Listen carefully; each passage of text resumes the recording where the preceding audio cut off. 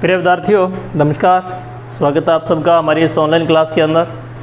जैसा कि आपको पता है, गति के नियम से संबंधित जो चैप्टर है वो पूरा हो चुका है। अब उसके जो अभ्यास प्रश्न हैं उनको हम लोग करने वाले हैं। ओके, शुरू करते हैं पहले अभ्यास प्रश्न से।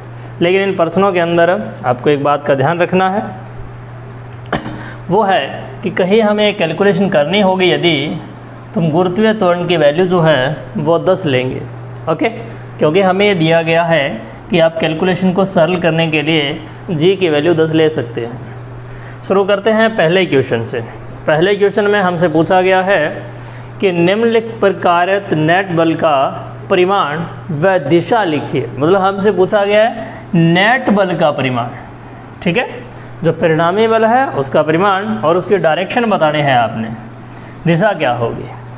तो पहला पॉइंट हम पढ़ते हैं, क्या कुछ है, एक समान चाल। ध्यान दीजिए, इसने कहा है कि चाल जो है वो एक समान है, से नीचे गिरती वर्षा की बूंद है। तो एक बूंद है जो वर्षा की है वो नीचे की ओर गिर रही है, लेकिन आप देखिए चाल समान है। तो हमने पीछे स्टडी किया है चैप्टर के अंदर, अच्छी तरह से हमने पढ़ा है कि जब चाल नियत होती है तो इस कंडीशन के अंदर पार्टिकल्स का जो एक्सीलरेशन है, त्वरण है, वो शून्य होता है। और त्वरण शून्य होने की स्थिति में जो नेट बल है वो शून्य होता है। जो गति का द्वितीय नियम है वो इसके बारे में हमें बताता भी है। तो हम लोग कहेंगे इस क्वेश्चन का आंसर क्या होगा, जो फोर्स है या नेट बल कहें हम इसे, तो वो क्या होगा, शून्य होगा। ओके, आगे पढ़ते हैं। जल में तैरता 10 ग्राम सहती का कोई कारक है। देखिए, जल में अगर कोई कारक तैर रहा है तो इसका मतलब ये हुआ कि वो रुका हुआ है, ठीक है, ना तो जल के अंदर जा रहा है ना जल से ऊपर आ रहा है, मतलब उसमें गति नहीं है। अगर है भी तो जल यदि प्रवाहित हो रहा है तो एक नियत वेग से प्रवाहित होगा और नियत वेग से कारक प्रवाहित होता जाएगा। और हमने स्टडी किया है, हमने ये पढ़ा है कि पार्टिकल को नियत वेग से चलने के लिए किसी भी नेट बल की आवश्यकता नहीं होती। तो इस कंडीशन के अंदर भी हम लोग क्या कहेंगे, नेट बल को हम कहेंगे F, जो नेट बल होगा वो होगा 0।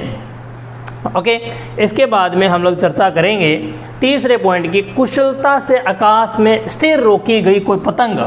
इसने कहा है कि पतंग को कैसे रोका गया है स्थिर, मतलब पतंग क्या है, विरामावस्था में है। अगर पतंग विरामावस्था में है तो इसका मतलब ये हुआ कि नेट फोर्स इस पर भी क्या है, 0 है, मतलब परिणामी बल इस पर भी क्या होगा, 0 होगा। ओके, क्योंकि एक समान चाल, एक समान वेग और विरामावस्था में यदि पार्टिकल है तो उस पर नेट फोर्स जो होता है वो 0 होता है। चलिए हम लोग डी ऑप्शन को पढ़ लेते हैं। डी ऑप्शन में हमें कहा गया है 30 किलोमीटर प्रति घंटा के एक समान वेग से ऊबड़ खाबड़ सड़क पर गतिमान कार। देखिए, साफ साफ शब्दों में लिखा है कि वेग जो है एक समान है, और हम लोग ये अच्छी तरह जानते हैं कि वेग एक समान है तो फिर नेट फोर्स क्या होगा, 0 होगा। ओके, सभी गुरुत्वीय पिंडों से दूर विद्युत चुंबकीय क्षेत्रों से मुक्त आकाश में तीव्र चाल वाला इलेक्ट्रॉन, ये कह रहा है कि तीव्र चाल से तो चल रहा है, ना तो उस पर चुंबकीय बल लग रहे हैं, ना उस पर विद्युतीय बल लग रहे हैं, ना उस पर गुरुत्वीय बल लग रहा है, अर्थात जो बल है उस पर क्या है, 0 है। और बल 0 होने की स्थिति में हम लोग ये कहते हैं कि जो नेट फोर्स होगा वो क्या होगा, 0 होगा। और हम इस बात से भी समझते हैं कि चाल तो नियत बनी रह सकती है, उसके लिए हमें बल की आवश्यकता नहीं होती। ये बात हमें गैलीलियो के द्वारा किए गए एक्सपेरिमेंट से पता चलती है। ओके, हमने जड़त्व के नियम पढ़े थे, न्यूटन की गति के नियम पढ़े थे, उससे पहले हमने गैलीलियो का जड़त्व का नियम पढ़ा था, उसमें हमने बात को अच्छी तरह से समझा है। आइए हम क्वेश्चन नंबर 2 की ओर बढ़ते हैं। क्वेश्चन नंबर 2 के अंदर क्या कहा गया है हम लोगों को, क्वेश्चन नंबर 2 में कहा गया है 0.05 kg, मतलब पिंड की हमें सहती दी गई है, द्रव्यमान दिया गया है, का कोई कंकड़ ऊर्ध्वाधर ऊपर फेंका जाता है। ठीक है, कोई कंकड़ है, पत्थर है, उसको ऊपर की ओर फेंक दिया गया है। नीचे दी गई परिस्थितियों में कंकड़ पर लगने वाले बल की हमें बात करनी है। तो शुरू करते हैं। ये कहता है कि ऊपर की ओर गति करता है कंकड़, तो उस स्थिति में आप बताइए बल किधर लगेगा। आप इससे समझ सकते हैं कि कंकड़ को किधर फेंका गया है, ऊपर की ओर, ठीक है। लेकिन आप ये याद रखिए कि गुरुत्वाकर्षण की डायरेक्शन हमेशा किधर की ओर होती है, नीचे की ओर होती है। तो इस गुरुत्वाकर्षण त्वरण के कारण जो इस पर फोर्स काम करेगा, जो बल काम करेगा, वो काम करेगा गुरुत्वाकर्षण बल mg। किधर की ओर काम करेगा, नीचे की ओर काम करेगा। अगर पिंड ऊपर जा रहा है तो बल किधर करेगा काम, बल ऊर्ध्वाधर नीचे की ओर काम करेगा। और कितना काम करेगा, गुरुत्वाकर्षण बल mg के तुल्य काम करेगा। नेक्स्ट पॉइंट पढ़ते हैं, अधोमुखी गति मतलब नीचे की ओर गति। देखिए गति ऊपर की ओर चाहे नीचे की ओर हो, गति किधर की भी और हो, गुरुत्वीय त्वरण हमेशा किधर की ओर काम करता है, नीचे की ओर काम करता है। अर्थात जो बल है वो किधर की ओर काम करेगा, वो बल नीचे की ओर ही काम करेगा। बल जो है वो ऊर्ध्वाधर दिशा में काम करेगा, वो भी नीचे की ओर, चाहे कण ऊपर की ओर जाए चाहे कण नीचे की ओर गति करे। ओके, बल कितना रहेगा, mg ही रहेगा। थर्ड पॉइंट स्टडी करते हैं, उच्चतम बिंदु पर जहां क्षण भर के लिए कण विराम में है।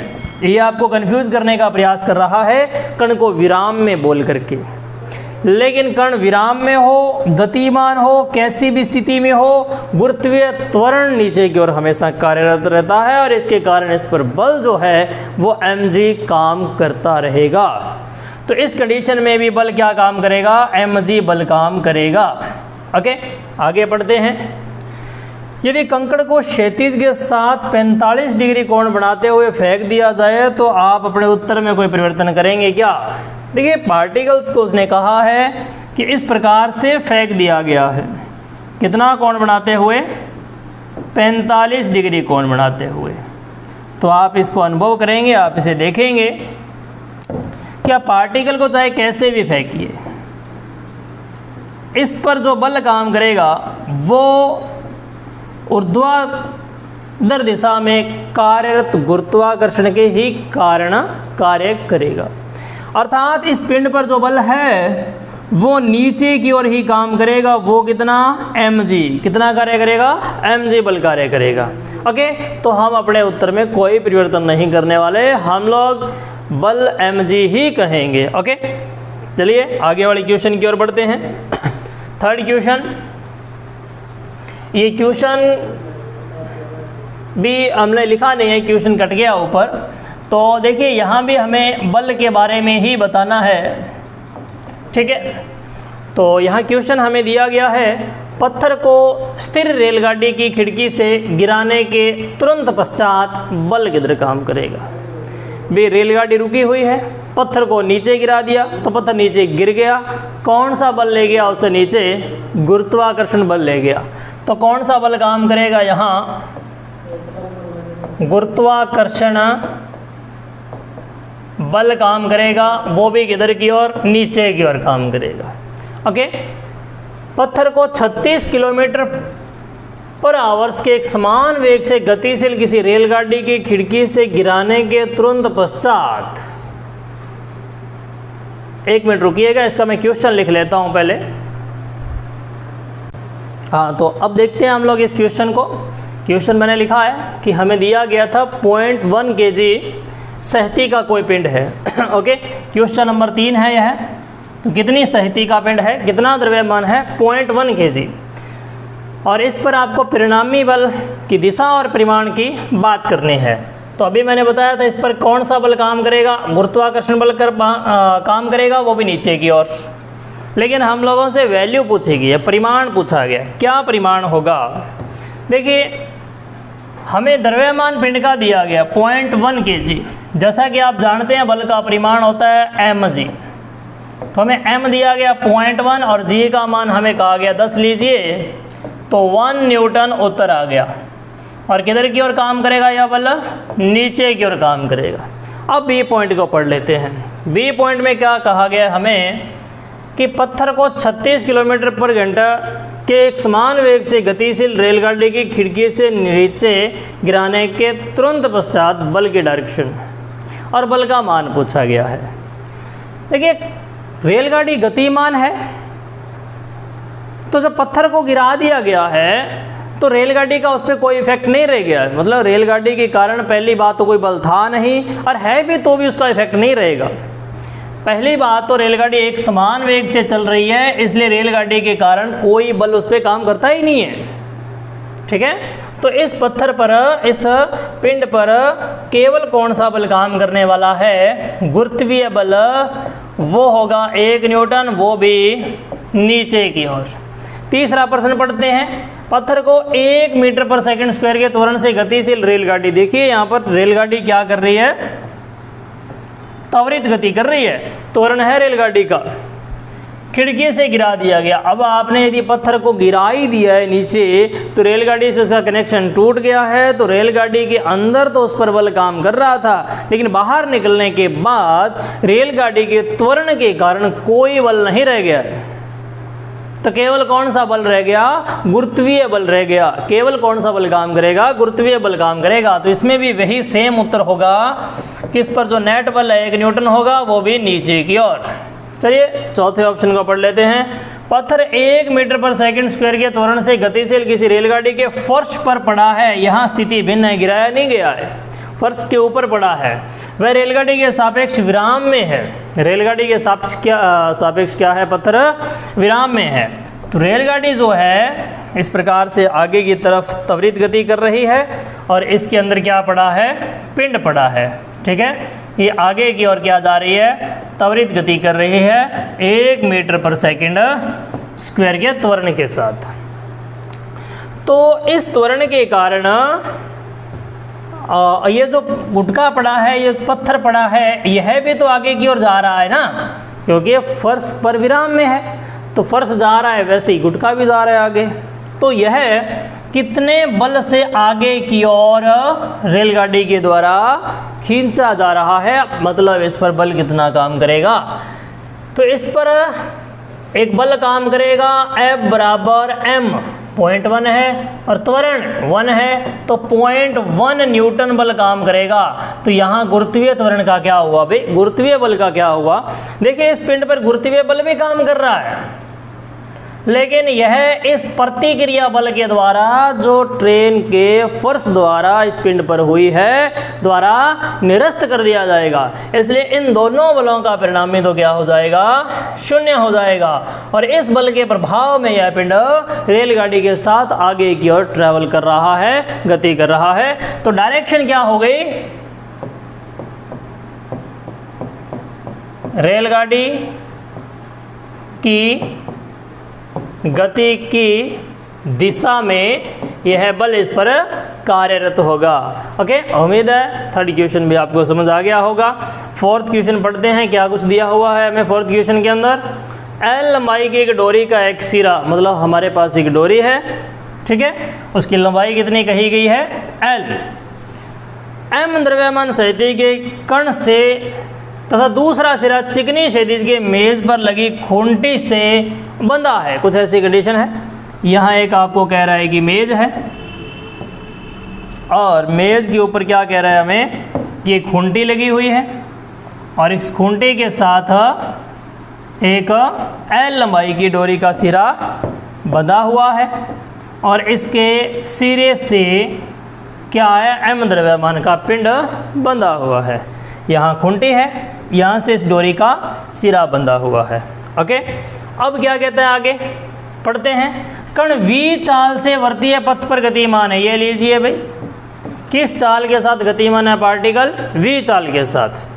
कण पर केंद्र की ओर निर्देशित नेट बल कितना है, मतलब केंद्र की ओर कितना बल काम करेगा? भी देखिए केंद्र की ओर इसे खींच कौन रहा है, आप समझें तो आपको पता चल जाएगा कि डोरी ही इसे केंद्र की ओर खींचे हुए है। अगर डोरी को आप काट देंगे तो यह पिंड भी वृत्ताकार पथ पर घूमना बंद कर देगा। आप जानते हैं पिंड को वृत्ताकार पथ पर घूमने के लिए अभिकेंद्रीय बल की जरूरत होती है, और ये अभिकेंद्रीय बल इस डोरी के अंदर जो तनाव है उसके द्वारा ही प्रदान किया जाएगा। और डोरी में जो तनाव है उसको हम T से रिप्रेजेंट करते हैं, अर्थात केंद्र की ओर लगने वाला बल कौन हुआ? T हुआ। ओके, पृष्ठ सॉरी ये टेंशन टी जो है डोरी में जो तनाव है यही किसकी ओर खींचे हुए है इस पार्टिकल को केंद्र की ओर। दोबारा सुनिए यह बात, देखिए किसी कण को यदि वर्ताकार पथ पर बने रहना है तो उसे केंद्र की ओर एक बल चाहिए। कितना होता है उसका मान mv²/r, एक बल चाहिए। इस बल को कौन प्रदान कर रहा है, कौन दे रहा है ये बल? ये बल दे रहा है डोरी में जो तनाव है वो। तो केंद्र की ओर कौन सा बल लगा? टी बल लगा। ओके, चलते हैं आगे की ओर। क्वेश्चन नंबर 5 की ओर आते हैं हम लोग। उम्मीद है 5 नंबर क्वेश्चन आप पढ़ पा रहे होंगे। तो क्वेश्चन नंबर 5 के अंदर हमें कहा गया है 15 मीटर पर सेकंड की प्रारंभिक चाल से गतिशील 20 केजी सहती के किसी पिंड पर 50 न्यूटन का स्थायी मंदन बल काम कर रहा है। मंदन बल का मतलब होता है बेटा एक ऐसा बल जो पिंड को रोकेगा, मतलब उसके वेग में कमी करेगा, ओके, गति के विपरीत दिशा में काम करेगा। फॉर एग्जाम्पल ये रहा पिंड और इधर की ओर जा रहा है किस चाल के साथ? 15 मीटर पर सेकंड की चाल के साथ, और ये प्रारंभिक चाल है इसकी। ओके, कौन सी चाल है? यह प्रारंभिक चाल है। इस पर एक पीछे की ओर बल काम कर रहा है, वो भी कितना? 50 न्यूटन का। ओके, और इसका मास कितना है? इस पार्टिकल का जो मास है वो है 20 केजी अकॉर्डिंग टू क्वेश्चन। पिंड को रुकने में कितना समय लगेगा? पिंड यहाँ से चलता है, यहाँ कहीं आकर के पिंड का अंतिम वेग क्या हो जाएगा? 0 हो जाएगा, अर्थात पिंड क्या होगा? रुक जाएगा। तो यहाँ से यहाँ तक पहुँचने में हमें लगे समय को कैलकुलेट करना होगा। ये है हमारा क्वेश्चन। ओके, तो सर्वप्रथम तो क्वेश्चन में जो गिवन है हम उसे लिखेंगे। पहला काम तो हमें क्वेश्चन में दी गई वैल्यू को लिखना है। क्या दिया हुआ है क्वेश्चन के अंदर? क्या दिया हुआ है? हमें दिया है क्या? पिंड की प्रारंभिक चाल दी हुई है, u से रिप्रेजेंट करते हैं 15 मीटर पर सेकेंड। ओके, और क्या दिया हुआ है? द्रव्यमान दिया हुआ है पिंड का। कितना दिया हुआ है? 20 केजी दिया हुआ है। ओके, बल कितना कार्य कर रहा है इस पर? पिंड पर कार्यरत बल का जो मान है वो दिया हुआ है हमें 50 न्यूटन। अगर आप डायरेक्शन के साथ रिप्रेजेंट करना चाहते हैं तो आपको इसके ऊपर माइनस लगाना चाहिए। क्यों लगाना चाहिए? क्योंकि इस दिशा को मैं प्लस का मानूंगा तो इसके विपरीत दिशा को मुझे क्या मानना होगा? माइनस का मानना होगा। अर्थात मेरे कहने का मतलब है कि वेग इस डायरेक्शन में है तो मैं इसे पॉजिटिव ले रहा हूँ, और बल इसके अपोजिट डायरेक्शन में है तो उसे मुझे क्या लेना होगा? नेगेटिव लेना होगा। जैसे कि आप देख रहे हैं यहाँ वेग को क्या लिया गया है? पॉजिटिव लिया गया है। ओके, आगे चलते हैं। अब यदि हम लोगों को इस पार्टिकल का एक्सेलरेशन त्वरण ज्ञात करना पड़े तो हम कैसे ज्ञात करेंगे त्वरण? वो होगा बल बटा में पार्टिकल्स का द्रव्यमान। ये होता है त्वरण का फॉर्मूला। तो बल कितना है? 50 न्यूटन, और चाल कितनी है? मास कितना है? 20। तो वैल्यू क्या आनी है? -2.5 मीटर पर सेकंड स्क्वायर। ये आ गया पार्टिकल का एक्सीलरेशन, त्वरण है ये पार्टिकल का। और भी कुछ दिया है क्या? अंतिम बात हमें एक और दी हुई है, पिंड का अंतिम वेग दिया हुआ है।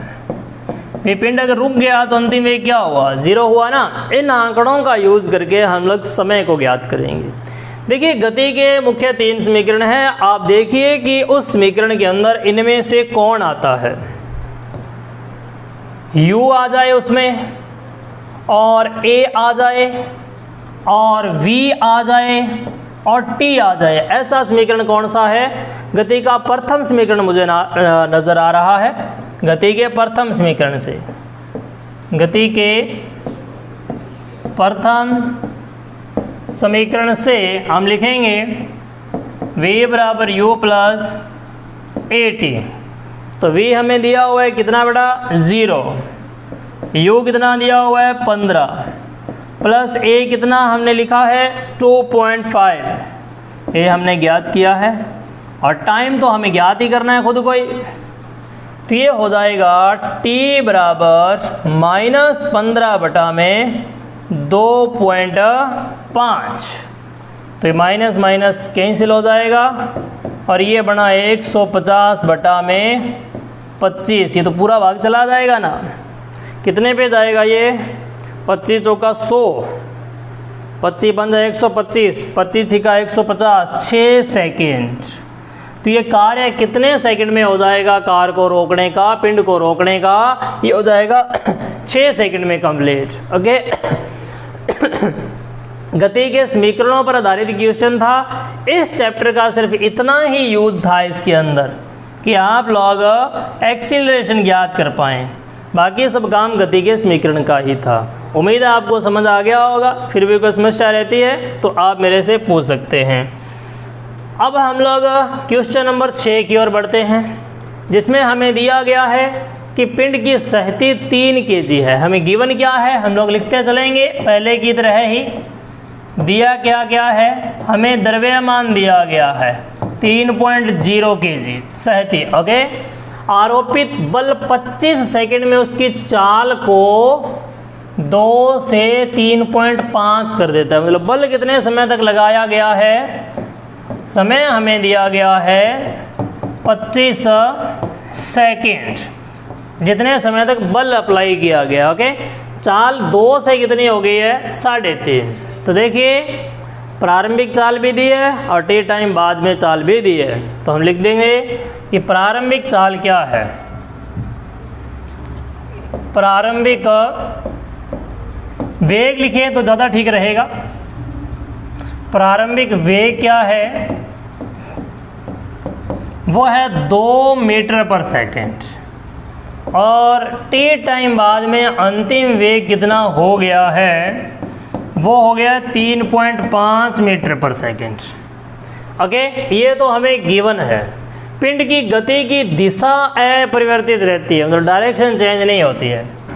दिशा क्या रहती है, अपरिवर्तित रहती है। तो बल का परिमाण व दिशा बताइए। देखिए वेग अगर बढ़ गया है तो जिस दिशा में पार्टिकल जा रहा था बल भी तो उसी दिशा में ही लगाया गया होगा, तभी तो वेग बढ़ गया है। तो दिशा तो हमने बिना किसी कैलकुलेशन के पता लगा ली कि किधर की ओर होगी, जिधर की ओर पार्टिकल जा रहा है उधर की ओर होगी। अब प्रश्न उठता है बल के परिमाण का। तो बल होता क्या है, द्रव्यमान और त्वरण का गुणा होता है। यदि हम इस पार्टिकल का त्वरण ज्ञात कर लें, और द्रव्यमान हमें दिया हुआ ही है, और त्वरण और द्रव्यमान का गुणा कर दें तो हमें जो चाहिए वो मिल जाएगा। तो ऐसा ही हम करेंगे। शुरू करते हैं। क्या करने वाले हैं हम लोग, त्वरण ज्ञात करने वाले हैं। तो आप जानते हैं गति की प्रथम समीकरण से v बराबर u प्लस at। तो v कितना है बेटा 3.5, u कितना है 2, a कितना है ये तो हमें ज्ञात करना है, t कितना है 25 सेकेंड, ये गिवन है हम लोगों का। ओके, अब हम लोग पक्षांतरण करेंगे।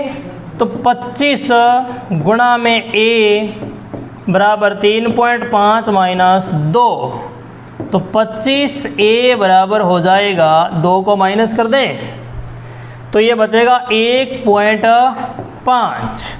a का मान जो वैले हमें मिलेगा वो 1.5 बटा में 25 मिलेगा। एक काम करते हैं हम लोग इसको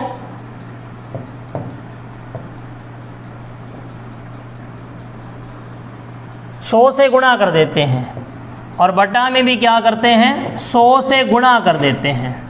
इसका फ़ायदा क्या होगा, इसका फ़ायदा हमने अभी कैलकुलेशन की थी ना, वो टर्म बन जाएगी। देखिए 150 बटा 25 क्या हो जाएगा 6 हो जाएगा। तो a बराबर बन जाएगा 6 बटा में 100।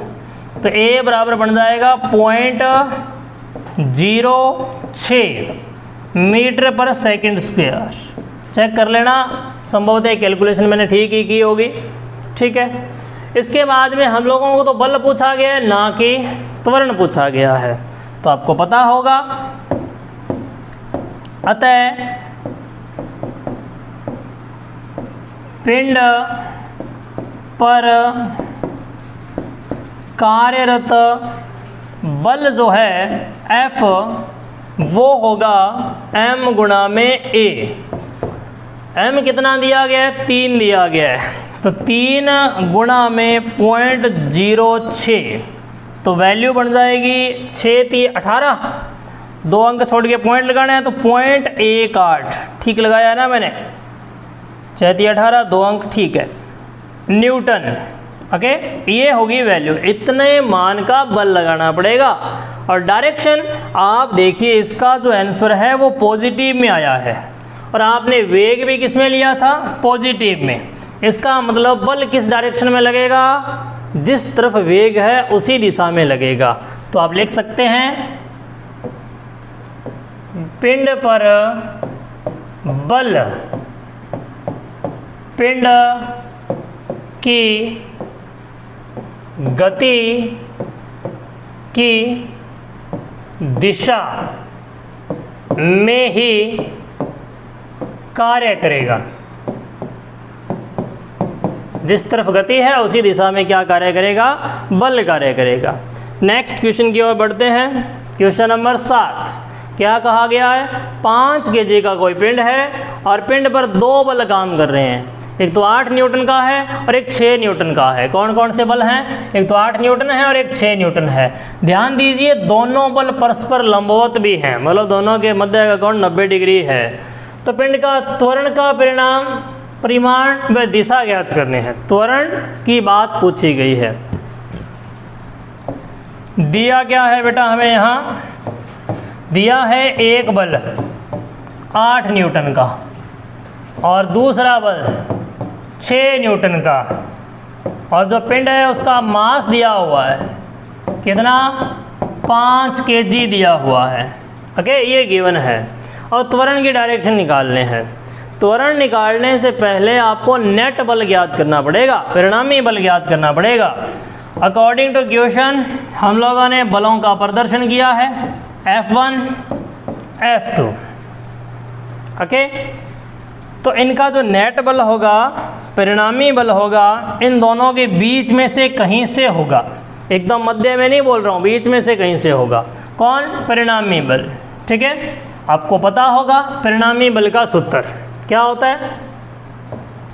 F1 व F2 का हम लोग निकालने वाले हैं परिणामी बल, F निकालने वाले हैं। कितना होगा? Root F1 square F2 square 2F1 F2 cos 90 degree. क्यों भाई? क्योंकि इन दोनों के मध्य का कोण लेना होता है जो कितना है? 90, और cos 90 0 होता है। तो हमारे पास जो परिणामी बल का परिमाण आएगा वो आएगा F1 का स्क्वायर प्लस F2 का स्क्वायर। तो F बराबर बन जाएगा, ये F1 कितना है? F1 है 8 न्यूटन। ओके, F2 कितना है? 6 न्यूटन। तो हम लोग यहाँ लिखेंगे 8 का वर्ग, यहाँ लिखेंगे 6 का वर्ग, और F बराबर आ जाएगा 8 गुणा 8 64, 36, ये तो 100 हो गया। तो F बराबर आ गया रूट 100 के ऊपर, तो F का वैल्यू आ गया 10 न्यूटन। तो परिमाण कितना आया परिणामी बल का? 10 न्यूटन। लेकिन प्रश्न में बल नहीं पूछा है, त्वरण पूछा है। तो हम लोग कैसे आगे हल करेंगे? देखिए, हम लोग ये बात जानते हैं कि जो परिणामी बल होता है उसी को हम F बराबर m/a लिखते हैं। न्यूटन की गति का जो द्वितीय नियम है वो परिणामी बल के लिए ही है। तो इस फॉर्मूले के अकॉर्डिंग जो त्वरण होगा वो F बटा m होगा। F कितना है? 10, और m कितना दिया हुआ है? 5। तो ये हो गया 5। तो एक्सेलरेशन की वैल्यू आ गई 2.0 मीटर पर सेकंड स्क्वायर। ये होगा त्वरण। त्वरण का परिमाण हम लोगों ने बताया कितना होगा? 2। दिशा क्या होगी भाई? देखिए त्वरण जो होता है वो बल की दिशा में होता है, भी जिधर की ओर बल लग रहा है उधर की ओर ही क्या होगा, त्वरण होगा। ठीक है, तो यहाँ बल किधर की ओर लग रहा है, आप देख सकते हैं कि बल की डायरेक्शन ये है, तो यही डायरेक्शन किसकी है, फिर त्वरण की है। यह बल की डायरेक्शन और यही किसकी डायरेक्शन होगी, त्वरण की है। ठीक है, त्वरण की दिशा पूछी गई है, तो मतलब हमें ये बताना है किस बल से कितने कोण पर होगा। तो एक काम करता हूँ मैं, F1 से बता दूँ कितने कोण पर होगा। F1 से होगा यह थीटा कोण पर। अब मैं थीटा का मान निकाल देता हूँ। ठीक है, आपने सूत्र पीछे पढ़ा है, त्वरण की हम निकाल रहे हैं दिशा।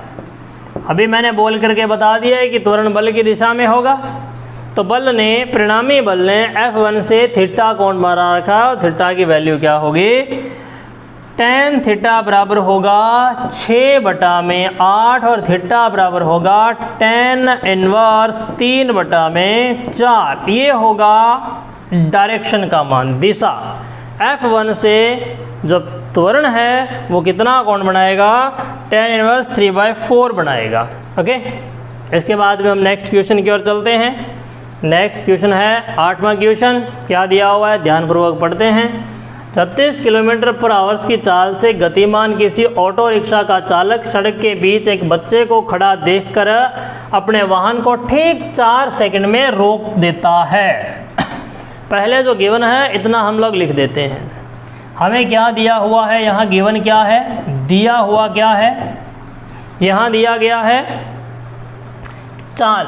ठीक है, प्रारंभिक चाल कितनी है, प्रारंभिक चाल है बेटा यहाँ 36 किलोमीटर पर आवर्स। ओके, इसको हम मीटर पर सेकंड में कन्वर्ट कर देते हैं। पहला काम तो ये करें, 36 को गुना करेंगे 5/18 से मीटर पर सेकंड के लिए, तो ये आ जाएगा 10 मीटर पर सेकंड। ये गिवन है।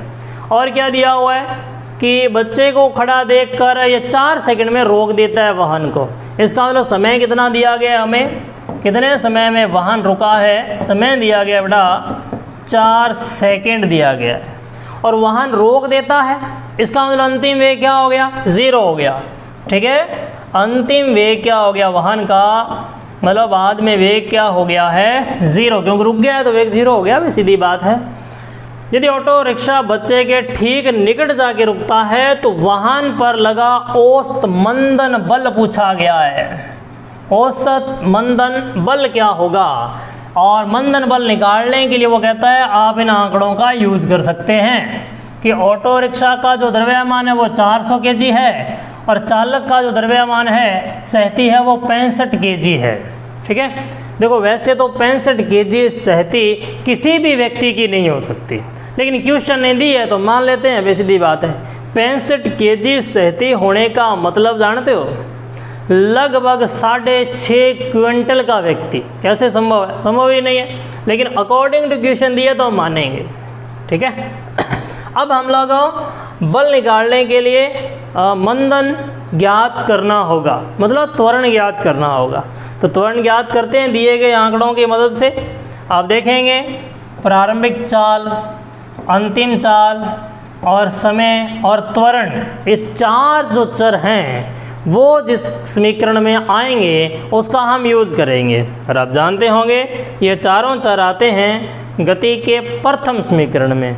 तो मैं लिखूँगा गति के प्रथम समीकरण से v बराबर u प्लस AT।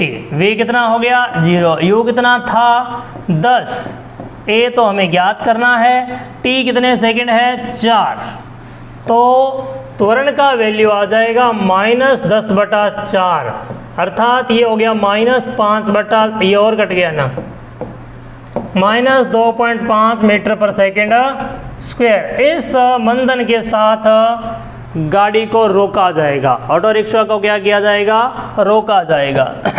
ओके, कुल द्रव्यमान कितना है, कुल जो द्रव्यमान है वो है 465 kg। ठीक है, ये तो ऑटो रिक्शा के अंदर ही तो बैठा है, तो कुल तो हम निकालेंगे तो द्रव्यमान इतना ही तो आएगा 465 kg। हमें एक्सीलरेशन भी बताया गया है, मास भी बताया गया है, और हम लोगों से पूछा गया औसत मंदन बल। औसत मंदन बल पूछा गया है, और ये निकलेगा m गुणा a से।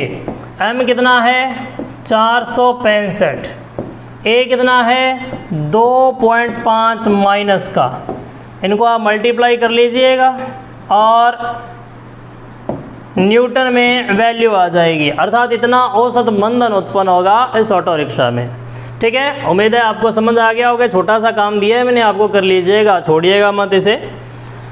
नेक्स्ट क्वेश्चन की ओर आते हैं। 20,000 kg उत्थापन सहित किसी रॉकेट में 5 मीटर पर सेकंड के प्रारंभिक त्वरण के साथ ऊपर की ओर स्पोर्ट किया जाता है। स्पोर्ट का प्रारंभिक प्रणोद, देखिए आपको अगर नहीं पता है तो उसने लिख के बताया है कि प्रणोद का मतलब हम आपसे बल जानना चाहते हैं। ओके, तो हम लोगों को एक रॉकेट दिया हुआ है, ये रहा, यहाँ से गैसें बाहर निकलेगी इसमें से।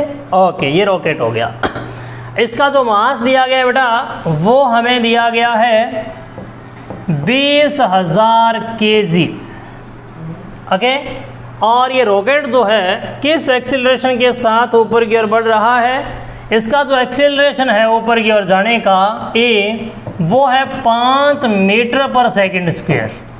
ओके, तो अवश्य ही इस पर कोई ना कोई बल ऊपर की ओर काम कर रहा होगा। उस बल को मैंने क्या नाम दे दिया है F। वो किस कारण से उत्पन्न होता है, वो गैस से जब नीचे की ओर निकलती है उस कारण से उत्पन्न होता है। उसकी स्टडी हम लोग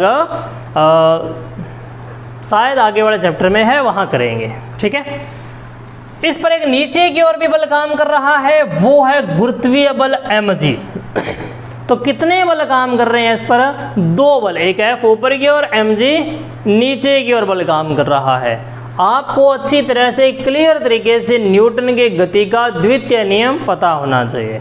द्वितीय नियम क्या कहता है देखिएगा। द्वितीय नियम लगाने से पहले मैं परिणामी बल ज्ञात कर दूं।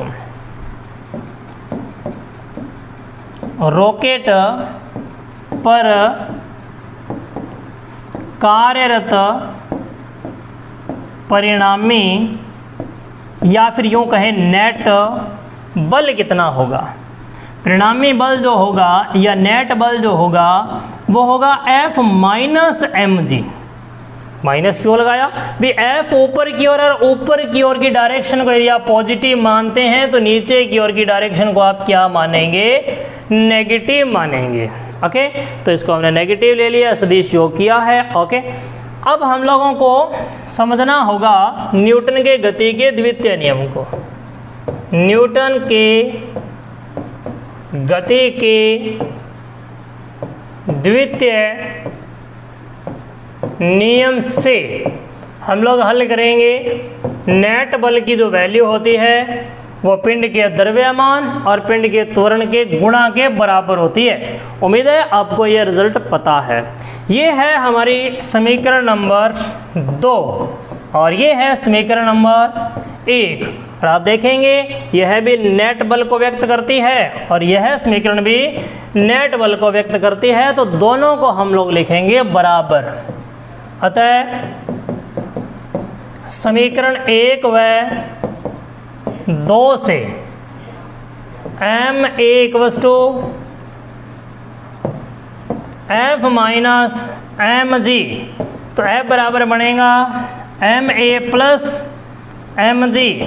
m कॉमन आया, a प्लस g। m हमें दिया गया है 20,000 kg और a दिया गया 5 और g दिया गया 10 अर्थात 15। तो 20,000 गुणा में 15, तो 15 गुणा कितने हो गए 30 और 4 जीरो और पड़ी है हमारे पास।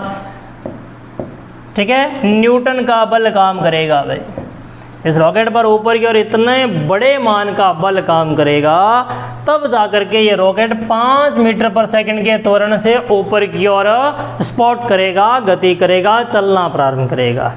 ठीक है। आप आज हम लोगों ने 9 क्वेश्चन किए हैं, इस जैसे क्वेश्चन और भी हैं, आप प्रयास कीजिए करने का। अगर आप कर पाते हैं तो मुझे व्हाट्सएप पर करके भेजिएगा ताकि मुझे पता चल सके कौन बच्चे इसे कर पा रहे हैं। नेक्स्ट जो शेष क्वेश्चन है हम लोग आगे के लेक्चर में कंप्लीट कर देंगे। ओके।